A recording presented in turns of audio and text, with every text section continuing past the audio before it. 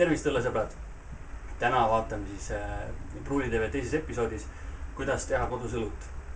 Et nagu näete, et mul on siin laud ja põrand asju täis pandud, millega kodus õlut teha. Et see on midagi keerulist ei ole ja käime kõik samm-sammult läbi, et mis sul selleks vaja on ja kuidas seda teha. Et alustame siis võib-olla kõigepealt sellest, et mis õlut me täna teeme. Et täna teeme siukest õllet nagu Saksa laagertüüpi õlu, Bock, mis küll siin õllekonservides on standardvarustuses eili pärmiga, ehk ta pole päris laager. Aga meil on üks nipp, kuidas seda teha natuke rohkem laagri moodi. See on Muntonsilt, et valmis kontsentraat. Siin on siis linnaste ekstrakt vedel, kus on sees ka natuke umalaid ja kõike, mis õlleks vajalik. Et põhimõtteliselt see tuleb panna siis ja tünni sisse, vesi peale ja pärmi juurde ja ongi valmis. Mis veel vaja on? Õlle tegemiseks on veel vaja siis, kui ta natuke kangemat õllet kui standardkomplektis, siis on vaja õlleparandajat. Et siin sees on kuivatatud linnas ekstrakt, mis annab maitset ja ka vahtu, kohemat vahtu, mõnusamat. Ja muidugi lisab natuke volli juurde. Et kui tava standardkomplektiga saad kuskil 4,5% õlle, siis me loodame saada erikaaluks umbes 1060, ehk siis mis tähendab, et kuskil 6,7% võiks õlle pärast kange olla. Nii, ja kuna seal on standardkomplektis on eili pärm, mis ei ole tegelikult päris õige Bocki jaoks, siis me otsime poest siukest Ameerikan eili pärmi, Safe Ale US 05, mis annab sarnase efekti nagu laagri pärm. Ta lõppedes on suhteliselt selge ja seda võib kääritada 15-16 kraadi juures keldris. Sest laagri õllesid tavaliselt tehakse 12-14 kraadi juures, et nii et suhteliselt sarnane. Siis õlleteo varustuses on veel vajalik segamiseks labidas. Et see on plastmassist, siuke mõnus puhas. Siis on vaja ühte suurt lusikat, millega saab konservi sees kätte kõik selle suhkrulause, mis seal on. Siis on vaja õhulukku. Et siia pannakse vesi sisse ja see pärast mullitab seal tünni peal. Et gaas tuleb välja, süsihappegaas ja mustus ja õhk ei pääse sisse. Tünni küljes on veel lisaks siuke kraan. See käib sees poolt kinni, keeratav. Keerad ühtepidi on kinni, keerad teistpidi, siis alt hakkab siit õlle tulema. Kindlasti on vaja spetsiaalsete puhastuse svammi, et millega muid asju puhasta, et ei saa bakteritega kokku. Ja õlle virdes tiheduse mõõtmise jaoks on vaja siukest silindrit, kus sees siis on tensimeeter või millega mõõdad siis vedeliku tihedust, et kui palju suhkrut on sinna sisse lahustunud. Mida rohkem on suhkrut seal sees, seda tihedam vedelik on ja pärast uuesti mõõdad, kui palju alles on jäänud seda tihedust, siis saad arvutada, et palju siis alkoholi tekib, et palju pärm ära sõi ja palju ta alkoholi sellest suhkrust tekitas. Siis puhastuse jaoks on siukene asi nagu Chemipro Oxy. See on siukene kemikaal, mis nüüd aktiivse hapnikuga reageerib. Sellest tehakse lahus. Siuke 5-liitrine tünn on, kuhu paned 3-4 lusikat seda sisse ja siis kuskil 3-4 liitrit sooja vett.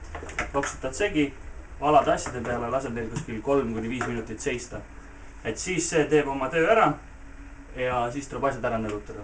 Muidugi enne oleks hea kõik lusikad ja labidad ka siis nõudepesu vahendiga ära pesta, et füüsiliselt saaks puhtaks ja samamoodi õlletünnid.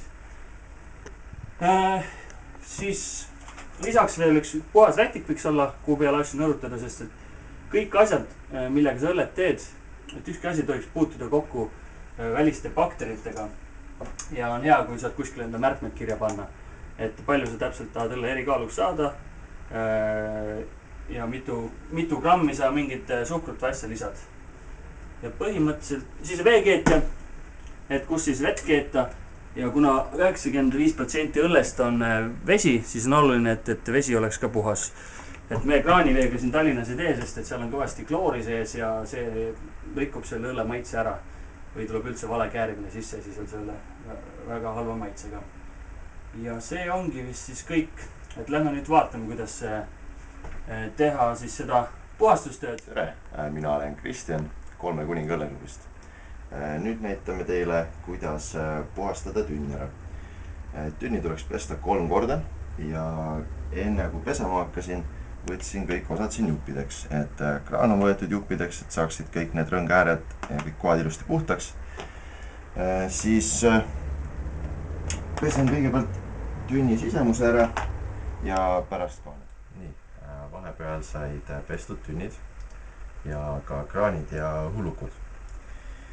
Selleks, et neid kraane pesta, tuli väikse nuustikuga ka seest korralikult ära pesta, sest eelmistest õlletegudest võib olla jäänud siia kuivanud õllet. Pärast seda tegin 5 liitrit desinfitseerimislahust, võtsin 5 teelusikatäit pulbrit ja lisasin 5 liitrile veele ning loksutasin ära.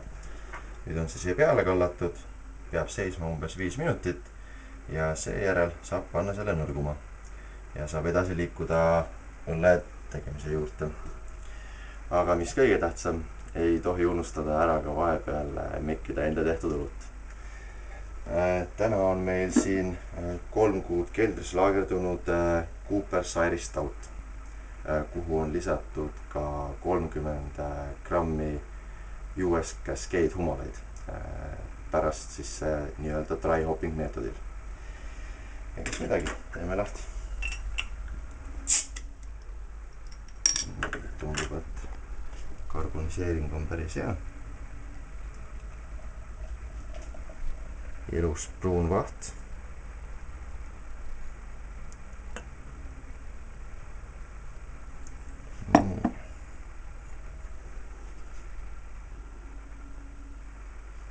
Mõnus selline puuviljane, isegi mustsõstralaadne lõhn.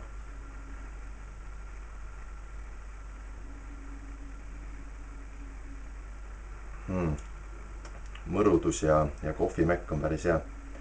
Ja läkski meelest lisada, et siia sai pandud ka kuskil peotäis kohvijube teise tünni paneku ajal. Nüüd seistes on see kohvi maitse tulnud kõvasti rohkem välja, kui alguses oli. No nii, nüüd on siis kõik asjad desinfitseeritud, pandud siia nõrguma. Nüüd järgmisena edasi tuleb võtta tünn, kuhu mul on juba kraani uuesti külge pannud, mis on ära pestud ja desinfitseeritud.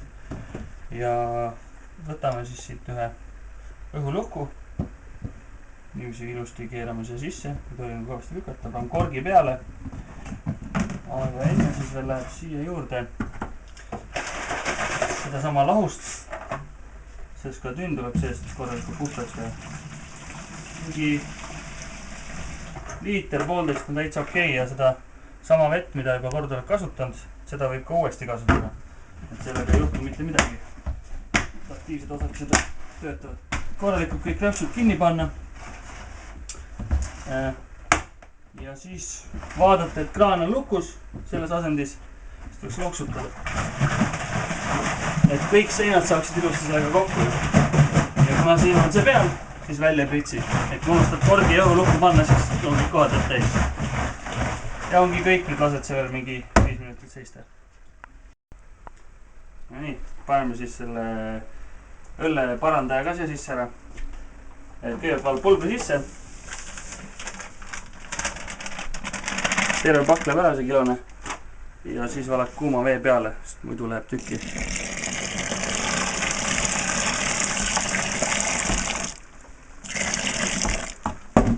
Segama kohe. Nii, algus on natuke tükkis, aga pärast lahustub ilusti ära. Ja siis läheb siia konservi juurde.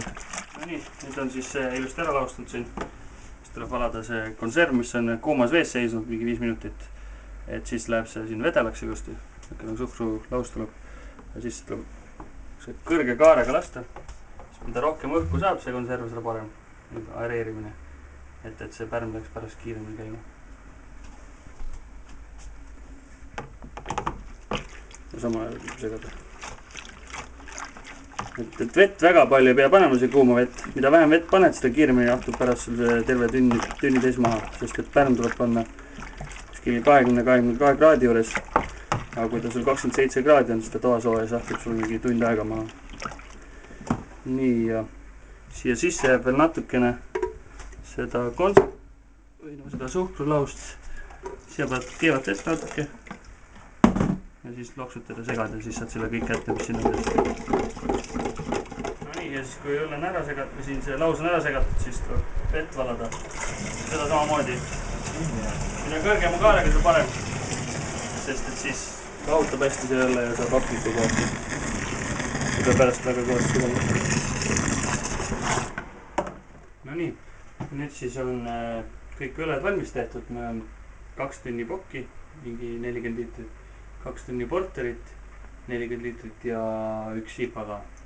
Et siit on näha, et kuskil 21,5 liitrit on, et kui õpetus ütleb, et 23 liitrit teha, siis tavaliselt teeme 21-20 liitrit, et natuke on kontsentreeritum, natuke alkoholi rohkem ja ka maitseomadused paremad.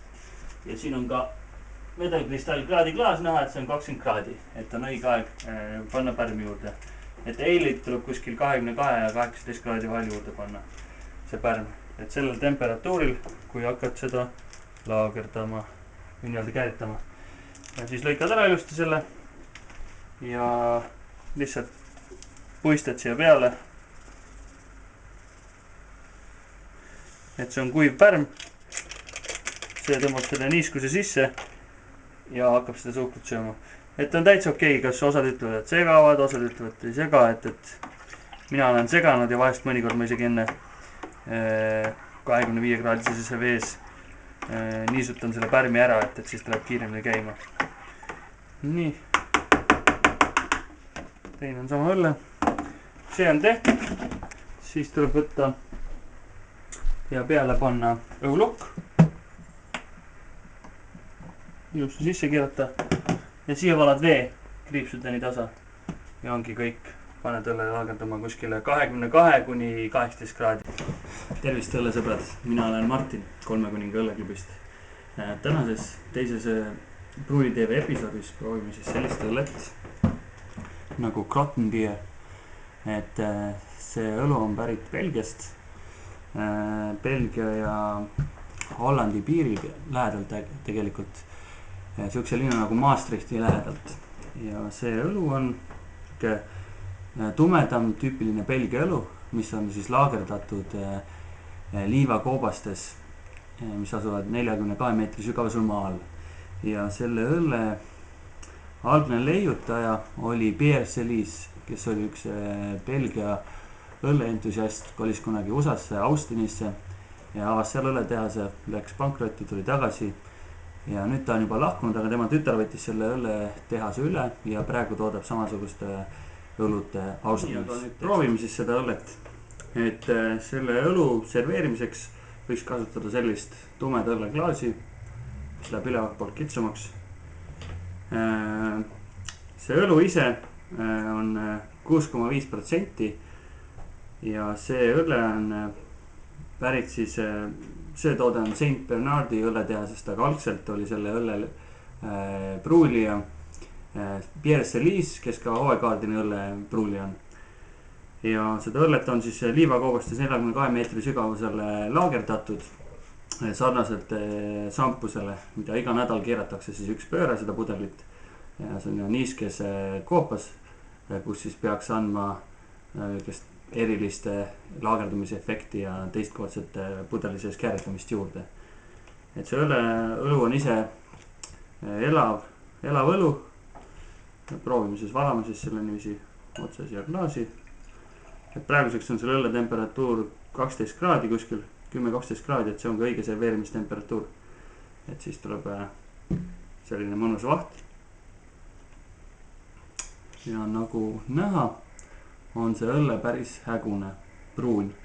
Selle õlle nimi on ka brun, ehk siis tume pruun. Ja hägusus annab selle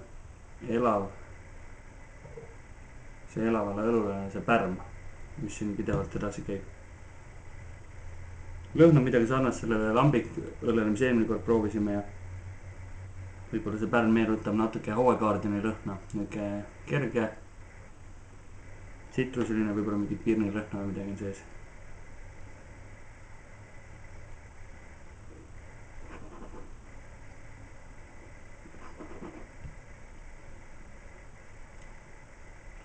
maitse on päris linnaseline. siis järelmaitse läheb kergelt mõruks, tõmbab nagu keele kuivaks, nagu mingi šampus või midagi. ja selle temperatuuri juures pole enam alkoholi maitset ka väga tunda.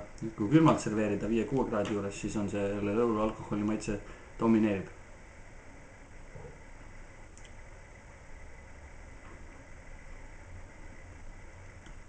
päris mõnus siuke mesine magus rüübe, et õhtul vaikselt peale sööki võtta üks pudel.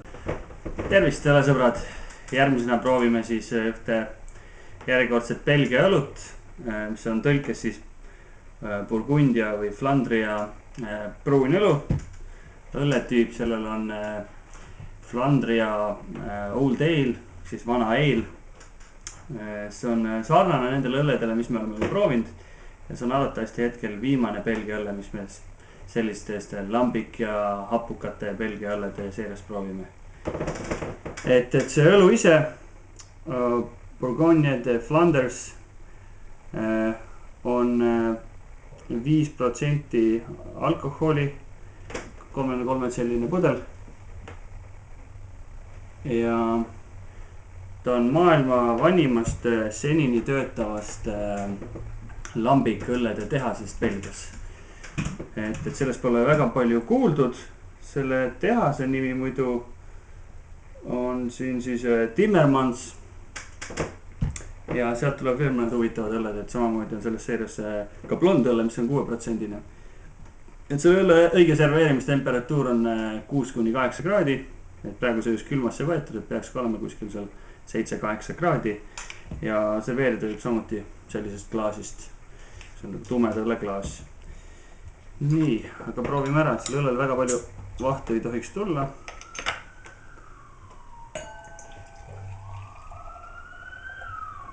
nii. et see õlle on päris tumepruun, et siin on kergelt võib-olla näha siukest punakat tooni. mõnus siuke happeline ja kerge lõhn, magus happeline. võib-olla mingi kirsi vanilje lõhna on isegi tunda. et see õlle on ise laagerdatud, ma ütlesin, et see lambikõlle, see on laagerdatud tammevaatides. et kokku segatud 2 lambikut, üks aastane ja teine kuskil 2-aastane õlle. ja siis on ta seal 18 kuud umbes tammevaadis laagerdatud. proovime ka siis, et vaht läheb suht kiiresti ära, väikene vaht.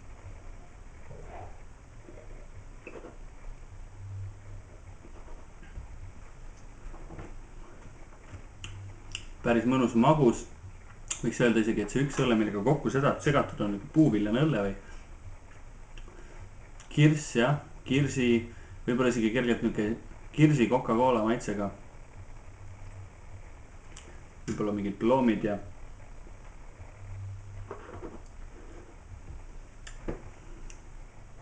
päris mõnus karamelli, kõrvetatud karamelli tuleb natuke välja.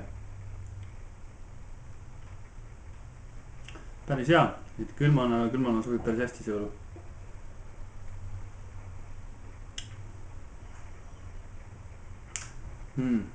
väga mõnus, võib-olla siuke väga kerge veini maitse, kindlasti puumaitset, seda tammevaadi maitset on siin tunda ja lõhna samuti. et neid õllesid kõiki saab siit Tallinnast vähemalt, kindlasti Stockmannist, Drinkbaarist ja Tartust, ma ei tea, kas Cambrinuses seda on. et igal pool poes seda väga ei ole, see on kuskil 4-5 euro kanti õlle, et kõige odavam ei ole just, aga korra proovida kindlasti tasub. aga mis siis ikka, et tänaseks kõik, et kõik õllele, õlled kõigile. Pruuli TV.